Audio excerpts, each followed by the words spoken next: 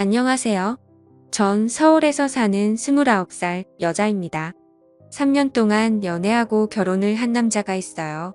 나이는 저보다 4살 많습니다. 33살이고요.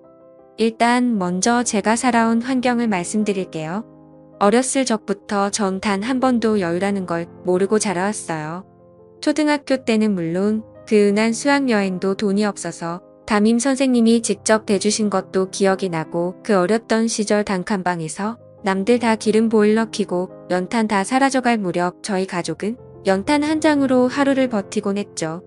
솔직히 어렸을 땐 쪽팔릴 수도 있겠지만 전 그렇게 생각하지 않았어요. 제 노력으로, 제 힘으로 이 가난을 벗어나고 싶단 생각 하나로 어렸을 적부터 열심히 달려왔습니다. 공부든 생계든 그때의 가난은 지금 생각해보면 순전히 저희 부모님 때문이었을 거예요. 전 엄마와 아빠 그리고 남동생 이렇게 4가족이 살았었는데, 아버지는 항상 술에 찌들어 사셨고 집에 들어오면 항상 담배 연기와 술 냄새로 단칸방은 짤어 있었죠. 엄마는 그런 아빠를 참고 또 참고 결국엔 제 동생과 저를 두고 떠나셨죠.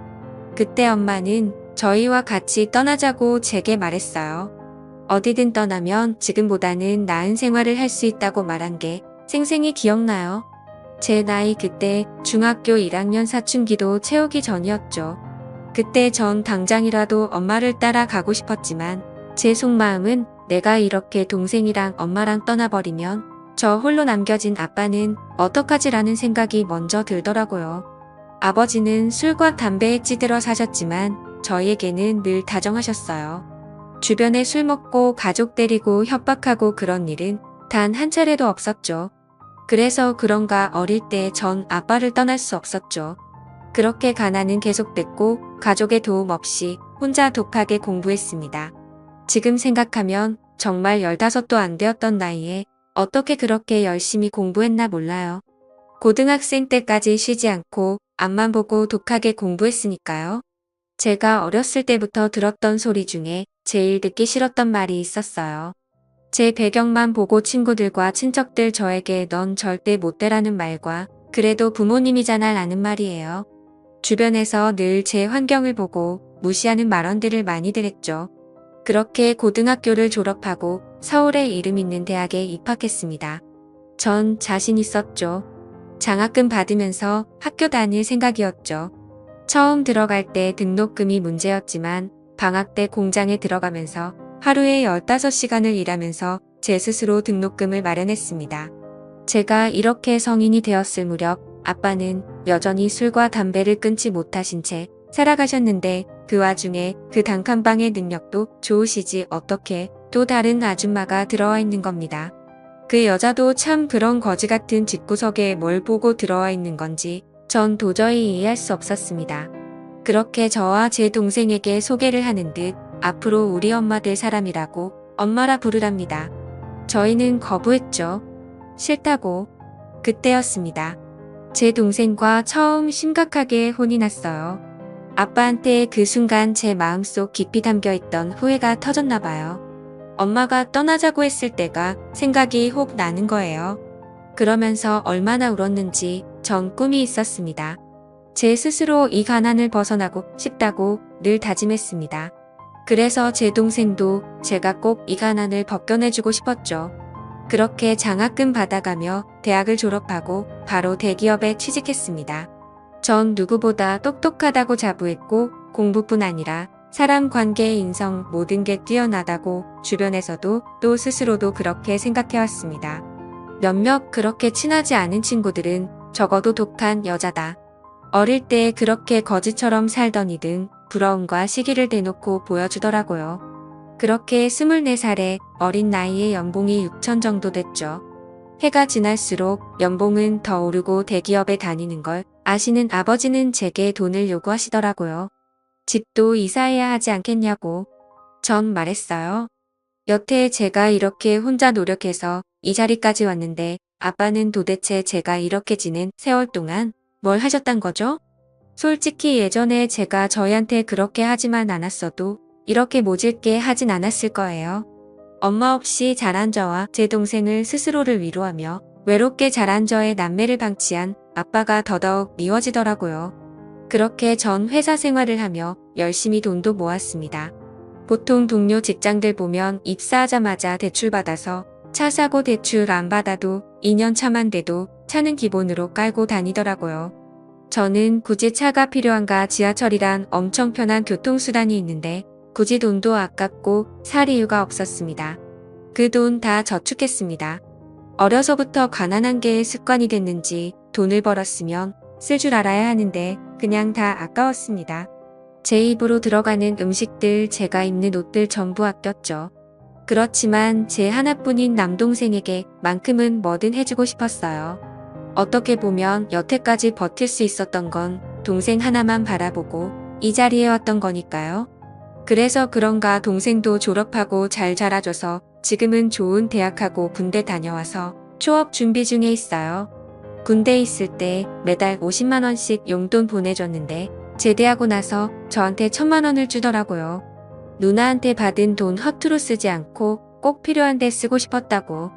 근데 꼭 필요한 순간이 이 돈은 제가 결혼할 때 보태 쓰라는 동생의 말이었습니다. 이런 동생을 제가 어떻게 안 좋아할 수 있겠습니까? 그렇게 지내오다가 회사 동료랑 우연히 술자리를 같이 하다가 만난 남자가 있었습니다. 호감이 갔죠. 무엇보다 대화가 정말 잘 통하더라고. 그렇게 연애를 시작하게 됐고 연애 3년차 저희는 결혼을 약속했죠. 남자친구의 부모님은 저희와 반대로 어머니만 계셨었죠. 외동아들의 시어머니 혼자 키우셨단 거죠. 혼자 키우신 것 치고 생각보다 부유한 환경을 갖추고 계셔서 조금 당황스러운 건 사실이었습니다. 수려한 외모에 맞지 않은 젊음, 엄청 고우셨어요. 정말 곱게 절한 사모님 느낌이었죠. 그렇게 인사를 드리고 시어머님께서는 저를 마음에 들어 하셨습니다. 저희 부모님들에겐 소개해주지 않았어요. 해도 어차피 돈만 보고 달려들게 뻔하니까. 그렇게 저와 남편은 결혼을 했습니다. 시어머님 혼자 계셔서 처음엔 집에 들어가 사는 게 맞나 생각도 했는데 남편은 엄마 혼자서 잘 계신다며 따로 먼저 나와 살자고 하더라고요. 그래서 전 뭐 아무래도 그게 조금 더 편할 것 같지만 한편으로는 걱정도 되긴 했죠. 그렇게 결혼 생활을 하면서 전역한 지 얼마 안 된 동생한테 연락이 한 통 왔어요.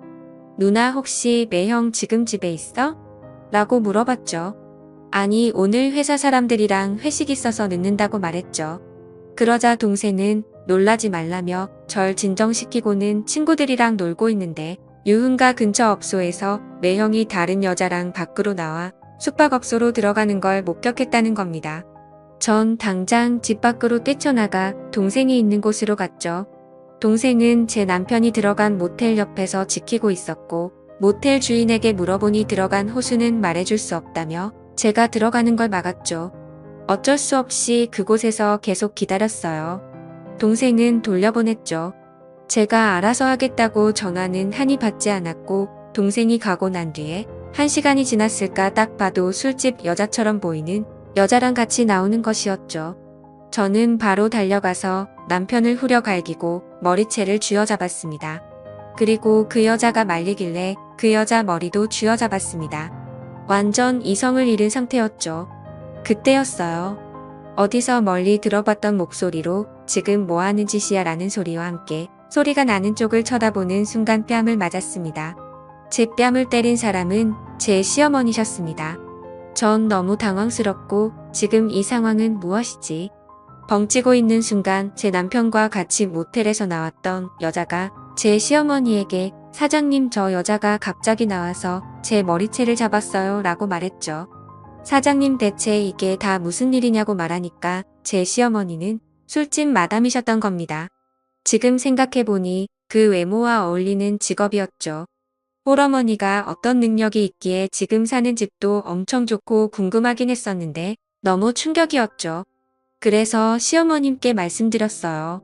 이 사람 언제부터 이런 곳에 들락날락했냐고. 그랬더니 그냥 잠깐씩 가게 와서 도와주는 식으로 핑계를 대더라고요. 이에 아가씨랑 같이 나온 것도 손님이랑 있다가 제 남편이 마중 나온 거라고.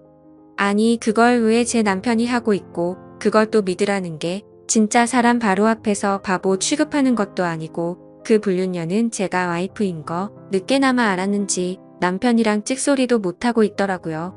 어떻게 이럴 수 있는 거죠? 아니, 어떻게 지 자식이 대놓고 딴 여자랑 바람을 피우고 있는데 저걸 감싸주는 시어머니가 더 납득이 되질 않았습니다. 저는 그 자리에 힘이 빠져 주저앉아서 눈물만 흘렸습니다.